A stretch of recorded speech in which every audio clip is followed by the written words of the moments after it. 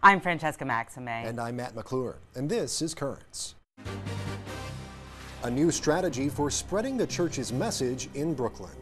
We obviously have problems, and we obviously have things we have to address, but we also have a lot of strengths. Looking for hope and healing in the season of Advent. Everybody needs to be healed because we are wounded by life. And dashing through the snow to give wounded U.S. soldiers a Merry Christmas. They care about us and they respect us, and that's all we want is respect.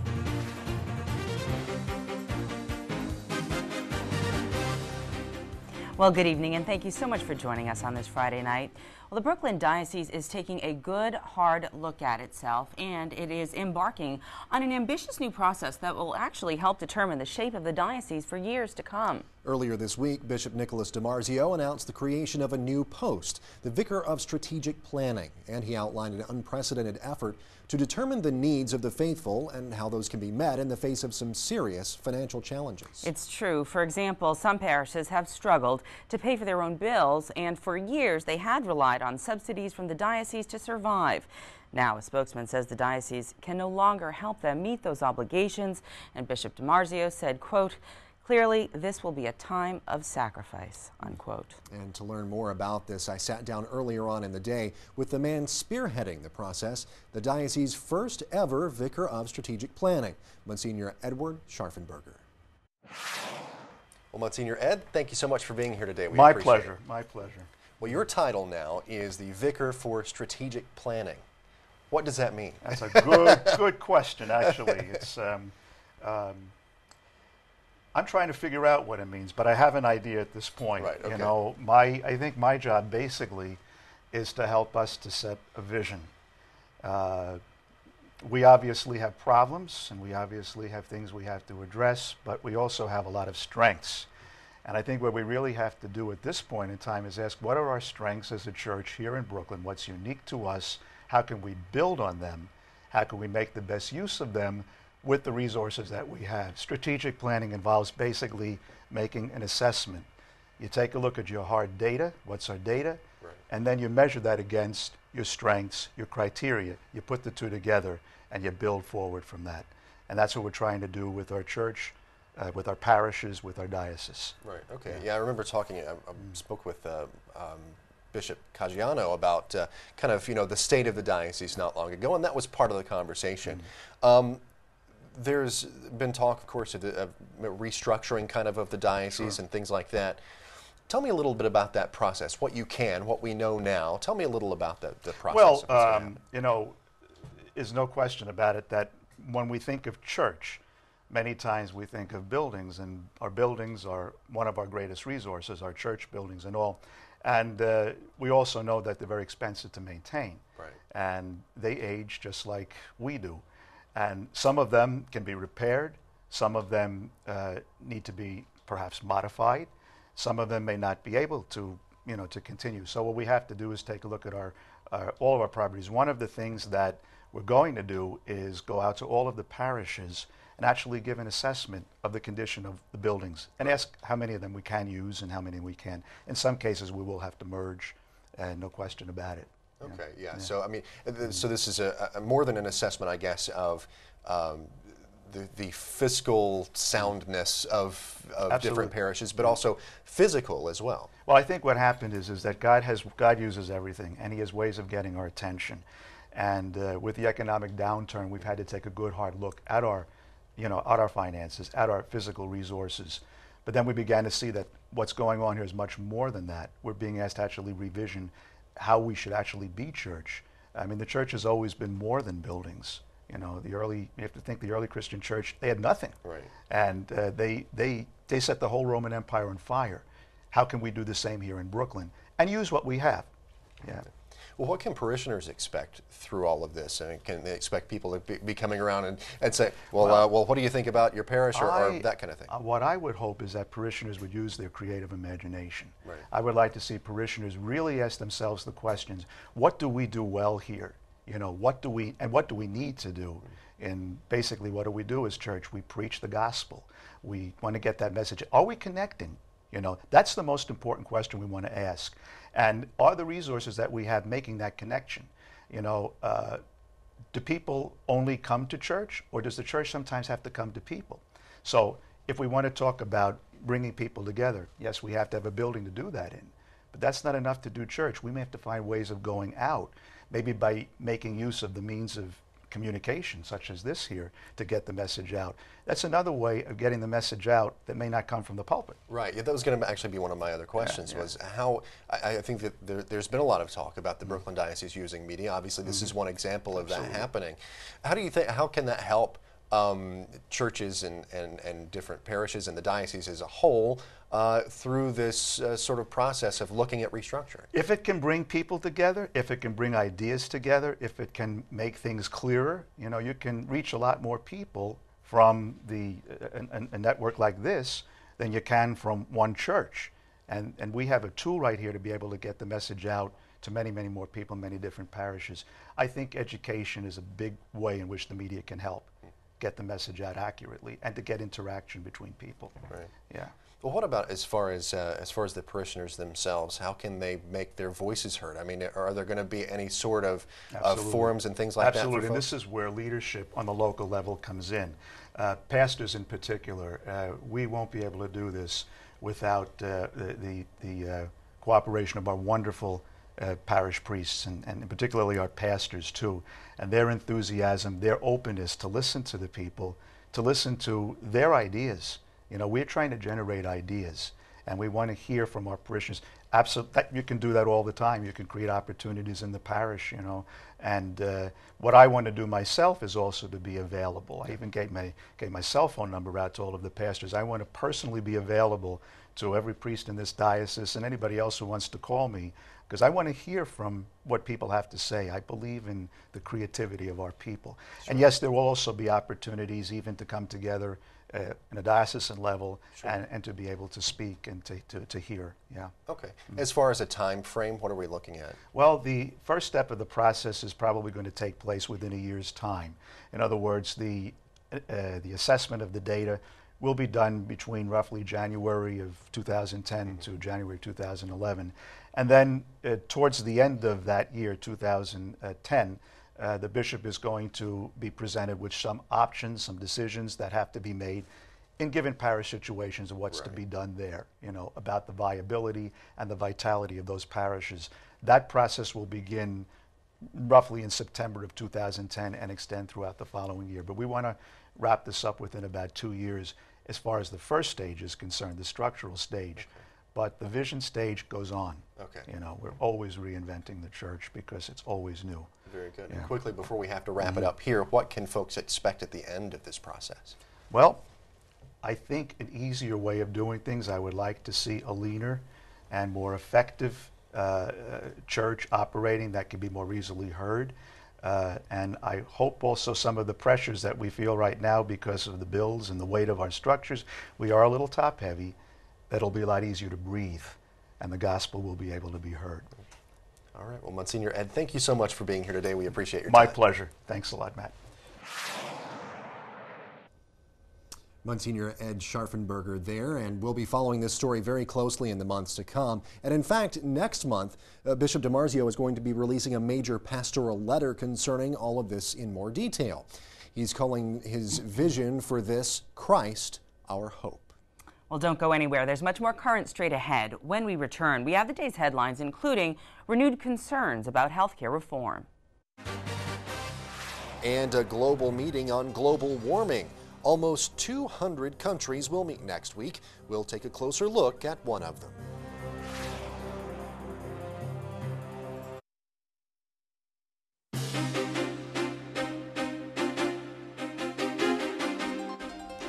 Welcome back to Currents. I'm Francesca Maxime. And I'm Matt McClure. Coming up in just a bit, local groups travel to Walter Reed Hospital to lift the spirits of wounded soldiers. But first, let's take a look at the day's headlines. Debate on an anti-abortion amendment to the Senate's health care reform bill has been delayed. Senate Majority Whip Dick Durbin says the issue will be taken up again Monday at the earliest. Reports say Democrats are working furiously behind the scenes to find a compromise on the issue of federal dollars being used to subsidize insurance plans that cover abortion. The U.S. Bishops' Conference has said they would only support health care reform if no federal funds were used for abortion coverage. Well, a group of Irish nuns is offering a big payout to victims of child abuse. The Sisters of Mercy Order is offering to pay more than $193 million to compensate for abuse that took place in its orphanages and its schools. The offer is the largest from the 18 orders of priests, brothers, and sisters that have been found guilty of chronic child abuse so far. A 9-year investigation that wrapped up in May concluded that all of the orders covered up rape, molestation, beatings, and mental cruelty toward children. The Sisters of Mercy said in a statement it wholeheartedly regrets the suffering of children placed in their care. Closer to home, the Diocese of Rockville Center is taking the village of Old Westbury to court. At issue is a piece of land the diocese bought to build a cemetery. Nearly 15 years ago, the diocese asked village leaders for permission to do just that, but the answer was no. A report in the New York Daily News says the diocese has spent millions of dollars responding to zoning and environmental concerns, and now it's fed up with the village's demands. The Rockville Center Diocese has filed suit in federal court to try to proceed with construction. The village lawyer says there is concern that a cemetery would harm the character of the village. World leaders are preparing for the United Nations Climate Change Conference in Copenhagen, Denmark, which begins next week. The Vatican has announced it's sending a 6-person delegation to the meeting, where a key topic will be ways to reduce carbon emissions and also how to manage funding for environmental programs. These issues are especially important to many African countries, as we hear from H2O News.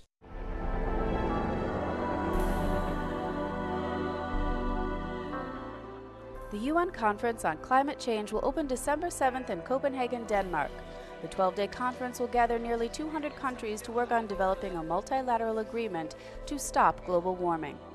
While the commitment of major nations such as the United States and China can be expected, it is truly a worldwide event, with important participation from African countries. Monsignor Jean-Pierre Bessain, Bishop of Col de Senegal, is the president of the Jean Paul II Foundation for the Sahel, which works against desertification and its causes. He deplores the current trend of using natural resources in Africa. The environment and ecology are attacked today, and naturally this creates a problem. As before, Africans have lived in harmony with nature, with a certain synergy with nature, and somehow even gave this nature a sacred character, and that respect, along with my faith, drew out the greatest benefits. Faced with the abuses committed by various countries, including some African countries as well, Archbishop Bessain suggests a return of his continent to the traditional management of resources. Addressing the issue unilaterally by modern management and so on, regardless of the administration and the secular experience it has had so far, may conclude this work too quickly. Therefore, it may be necessary to learn from the traditional management and to see how we can deal with this issue between a modern and traditional approach.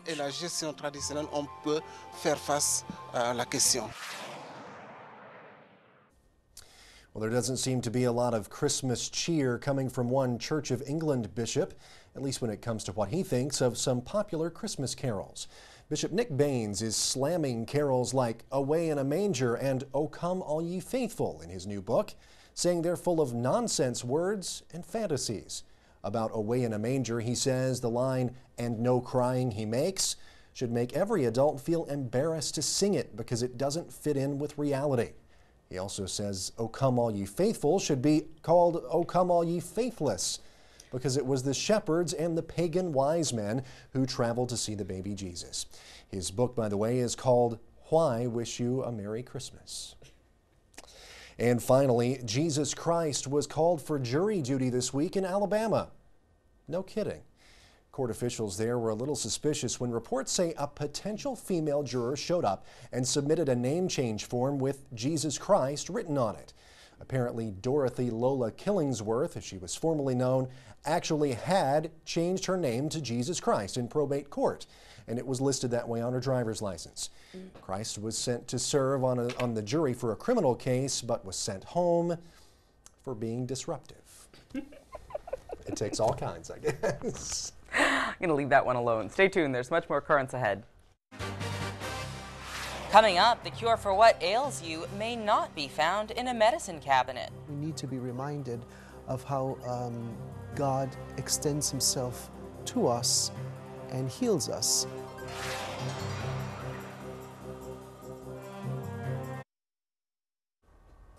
Well, welcome back. Later on in the show, we'll meet some Santas making an early delivery to wounded warriors in Washington. But first, healing wounds closer to home. Unemployment figures released today show some improvement. The jobless rate dipped 0.2% to 10%. The government warned, however, that job creation is expected to remain weak, and the average length of unemployment continues to climb. It's now at more than 28 weeks or 7 months. Economic uncertainty is what spurred some to visit Sacred Heart St. Stephen Church in Carroll Gardens, Brooklyn on Wednesday night for an unusual Advent healing service presided over by Bishop Guy Sanseric. It was an opportunity for people to pray over their concerns and pray as well for those hit hard by this economy. Take a look.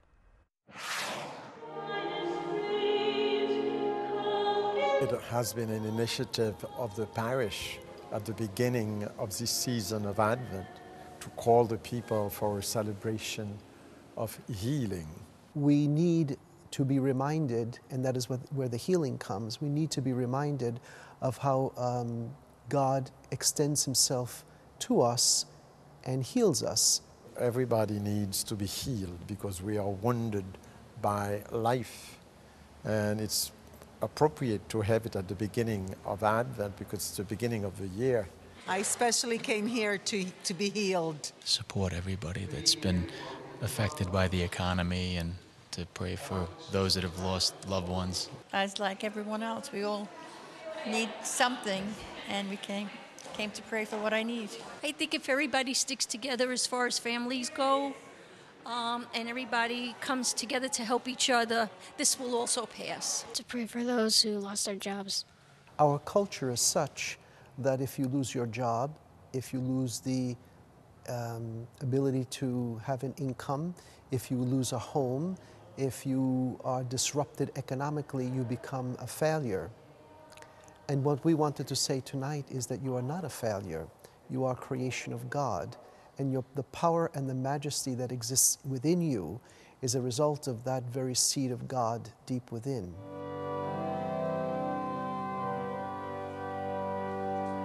Every parish has their special program for the season of Advent.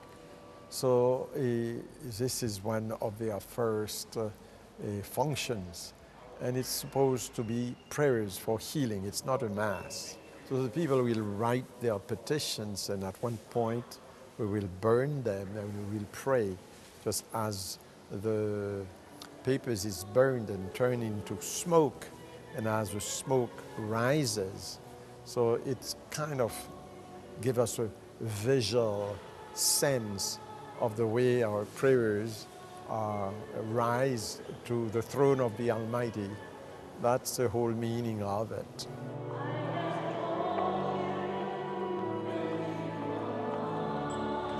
Jesus is the light of the world. Jesus brings light. So now when we go with a candle that we will light at home. It shows that our desire to hold on to the light of Christ in the dark moments of life, we will always have the light of Christ. I feel that people need to begin with themselves. They need to take a deep reassessment of themselves and the understanding that within them lies the power to be able to confront all of these challenges. And in understanding that, then we find God as the one who assists us in the power that is given to us to reorient our life. Well, as the saying goes, let go and let God, and that's definitely a very symbolic way of showing that. Nice visual, nice service. Very nice. Well, stay with us as Currents continues. Coming up, special delivery, groups of locals head to Washington to bring Christmas cheer to injured soldiers. It's important to support the troops because they do so much for us and our country.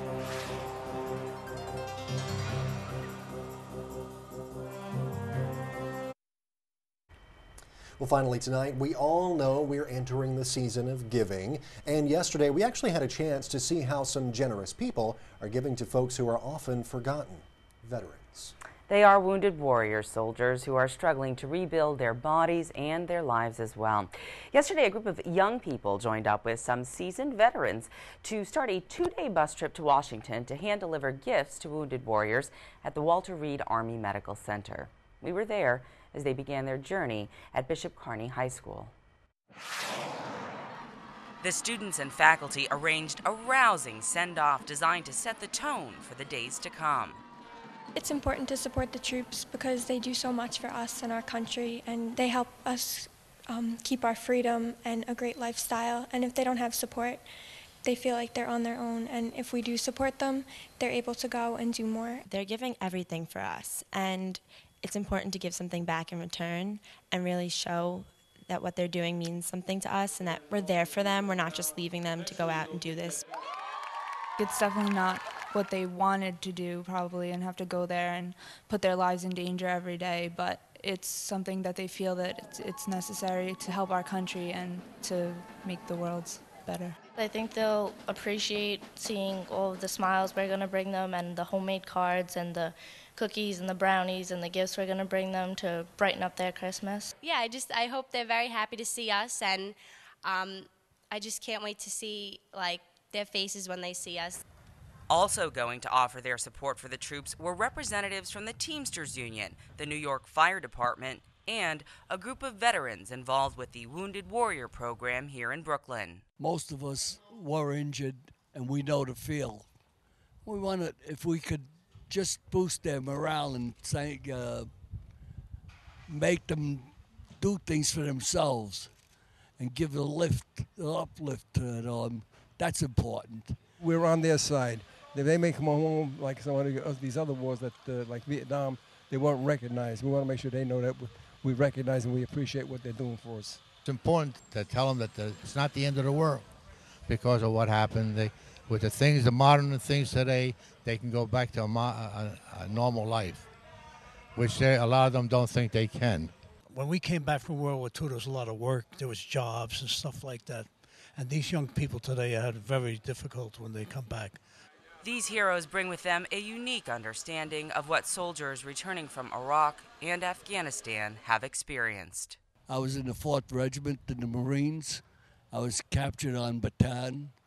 And I was in the Death March. They were very brutal. There was a lot of men that died on the march. They pulled the guy next to me out. They decapitated him. That could have been me. When I got captured in the Battle of the Bulge, I was in the 106th Division. The SS came in and took us to Stalag 9B. While I was in there for 3 weeks, all of a sudden the SS came in and asked for 350 soldiers. They put us in a slave camp called Berger Slave Camp. I was there 4.5 months, and I survived that. When I came home from Vietnam, we weren't recognized. We weren't greeted as heroes. And a lot of us had to hide all these combat feelings that we experienced in Vietnam. We had to hide deep inside our hearts and our souls. And it's an absolute shame. But these young women plan to remedy that oversight. And what do the veterans feel about the support from the students at Bishop Kearny High School? They care about us and they respect us, and that's all we want is respect. We're not asking for anything more. And we will have a follow-up after they get back from Washington. It's amazing to hear the stories about what those men went through during, wars. That it's, such a long time has passed, but it seems so fresh in their minds, and they're still moved thinking about it today, and obviously it's very moving for us to even just hear about it. Well, those scars that are internal as well as external take a long time to heal. And it's very nice to see that there are young people sort of imbuing them, I should say, with new hope. And, you know, just their bright smiles, I think, are enough to lift spirits. Absolutely. It's definitely a great thing. And it's a great pairing. You've got the seasoned and you have the young, enthusiastic kids who are there who are wanting to all come together and lift the spirits of some wounded soldiers. So it's a great thing, definitely. Very nice gift for the holidays. Well, that's it for this Friday edition of Currents, and we just saw a beautiful example of holiday giving there. Well, next week we'll begin a special series on alternative ways that you can give things that will have meaning long after this season. You really won't want to miss that. Yeah, lots of neat ways to give. Remember, you can always catch us online at currentsny.net, and until then, thank you so much for watching, and for all of us here at Currents. I'm Francesca Maxime. And I'm Matt McClure. Thank you so much for watching. Have a great weekend.